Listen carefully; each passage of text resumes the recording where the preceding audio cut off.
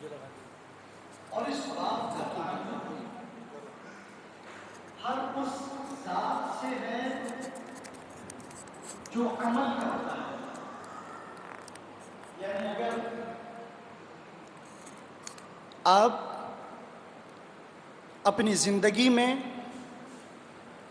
اپنے رب کو راضی کرنے کے لیے کوئی عمل کرتے ہیں، چھوٹا ہو یا بڑا،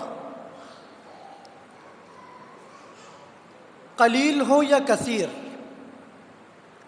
اپنے رب کو راضی کرنے کے لیے، تو یہ بات آپ سے متعلق ہے.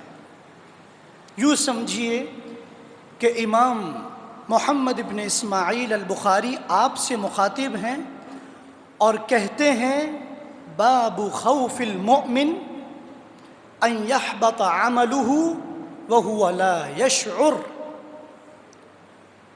کہ عزیزوں اس بات کا خوف تمہارے دل میں ہونا چاہیے کہ میرے اعمال برباد نہ ہو جائیں اور ہمیں معلوم بھی نہ پڑے. صحیح بخاری کتاب الایمان، اور باب کیا قائم کرتے ہیں؟ باب خوف المؤمن، کہ ایک مومن کا اس بات پہ خوف خانہ کہ ان یحبط عملہ، کہ اس کے اعمال کہیں برباد نہ ہو جائیں. جیسے آپ نے رمضان المبارک میں خوب محنتیں کی ہوں گی، نماز، روزے، قیام، تراویاں، تہجد، نوافل، صدقات، زکوٰۃ، ہر چھوٹے یا بڑے اعمال جو آپ پیش کر چکے ہیں، اب اس بات کا خوف لاحق ہونا چاہیے کہ کہیں یہ اعمال برباد نہ ہو جائیں. اگلی بات سنیے، وَهُوَ لَا يَشْعُرُ، اور اس مومن کو، اس عمل کرنے والے کو پتہ بھی نہیں لگتا کہ اس کے اعمال برباد ہو گئے. ابراہیم التابعی، امام بخاری اس باب کے اندر ان کا قول نقل کرتے ہیں اور کہتے ہیں کہ ما اقول وما اعرض قولی علی عملی الا خشیت ان اکون مکذبا. ابراہیم التیمی فرماتے ہیں کہ جب بھی میں نے اپنے قول کو، کیونکہ ہماری عادت ہے کہ ہم اپنے اعمال کو بڑھا چڑھا کے پیش کرتے ہیں کہ میاں میں نے تو رمضان میں اتنے روزے رکھے، اتنی عبادتیں کیں، اور کیا کر کے آئے؟ میں نے تو ساری رات تراویح پڑھی، قیام کیا، اور میں تو اعتکاف میں بھی بیٹھا. ہماری عادت ہے.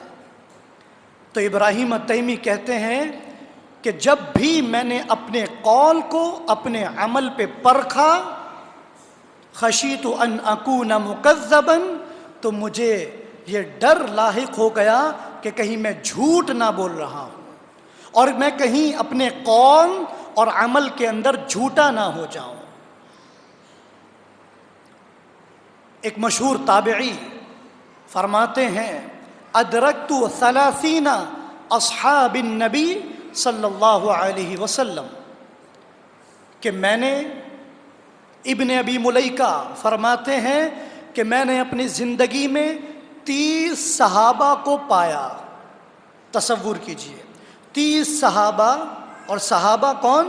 رسول اکرم صلی اللہ علیہ وسلم کے ساتھی، سب سے زیادہ متقی اور پرہیزگار، جن کو اللہ نے رضی اللہ عنہم ورضوا عنہ کی ڈگری دے دی ہے. اور وہ سب کے سب اپنے نفس پر نفاق سے ڈرتے تھے کہیں ہم منافق نہ ہو جائیں. منافق سے مراد کہ میں بولتا کچھ ہوں اور کرتا کچھ. ہاں میاں بڑی نمازیں پڑھی ہم نے زندگی میں، بڑے نیک کام کر کے دیکھ لیے، بڑی مسجدوں میں جا کے دیکھ لیا. یہ ہے نفاق، کیونکہ ہمارا عمل اتنا سا ہے اور ہماری باتیں. حسن بصری فرماتے ہیں کہ ان میں سے کوئی شخص جو متقی ہوتا ہے وہ کبھی یہ نہیں کہتا کہ میرا ایمان اس درجے کا ہے، میرا ایمان تو اس درجے کا ہے، میرا عمل اس درجے کا ہے، کیونکہ یہ اعمال اور یہ اقوال، یہ طرز انسان کی اس بات پہ دلالت کرتے ہیں کہ وہ انسان عمل کے اندر کوڑا ہے۔ اور اگلی بات سنیے گا، امام بخاری رحمہ اللہ اس باب کے تحت ایک حدیث لاتے ہیں، اور وہ حدیث آج کے اس دور کے مطابق 100% فٹ ہوتی ہے۔ سنیے، عبداللہ ابن مسعود رضی اللہ عنہ راوی بیان کرتے ہیں کہ رسول اللہ صلی اللہ علیہ وسلم نے فرمایا، سباب المسلم فسوق وقتالہ کفر، کہ کسی مسلمان کو گالی دینا فسق و فجور ہے، کبیرہ گناہ ہے، اور قتل کر دینا کفر ہے۔ اب دوبارہ باب کی طرف آئیے، استدلال کیا ہے؟ فقیہ الامہ، اس امت کے فقیہ کا استدلال کیا ہے کہ مومن کے اعمال برباد ہو جاتے ہیں کہ جب انسان اپنی زبان سے کسی دوسرے مسلمان کو تکلیف دیتا ہے۔ اگر آپ کی زبان سے کسی مسلمان کے لیے گالی نکلتی ہے، برے کلمات نکلتے ہیں، غیبت اور چغلی نکلتی ہے، تو میرے بھائی ڈر جائیے، آپ کے اعمال برباد ہو چکے ہیں، کیونکہ کسی مسلمان کو گالی دینا اعمال کو برباد کر دینا ہے، اور قتل کر دینا تو یہ کفر ہے، خارج عن الملہ ہے، گویا کہ تمام انسانیت کو قتل کر دیا۔ اللہ تعالیٰ قرآن مجید میں ارشاد فرماتے ہیں، یا ایھا الذین آمنوا، یہ ندا ہے، رحمان کی ندا بندوں کے نام، یا ایھا الذین آمنوا۔ عبداللہ ابن عباس رضی اللہ عنہ بیان کرتے ہیں کہ اے مومنو، جب تم یہ ندا سنو تو چوکنا ہو جاؤ۔ کیوں؟ کیونکہ اس کے بعد تمہارا رب تم سے مخاطب ہو کر کوئی اہم پیغام دینے والا ہے۔ یا ایھا الذین آمنو، اے ایمان والو، قوا انفسکم، اپنے آپ کو بچا لو، ہلاکت سے بچا لو۔ اور اس بچانے کے 3 درجات ہیں۔